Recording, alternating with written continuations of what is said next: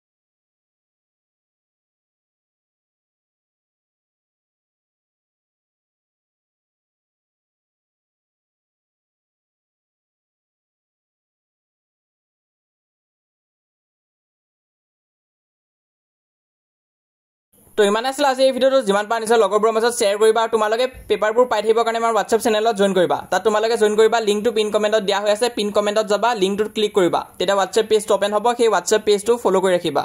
তো এতিয়ালৈ 1000কৈ অধিক ষ্টুডেণ্টছে জইন কৰিছে, তাত তোমালোকে সকলো ধৰণৰ হেল্প পাই থাকিবা।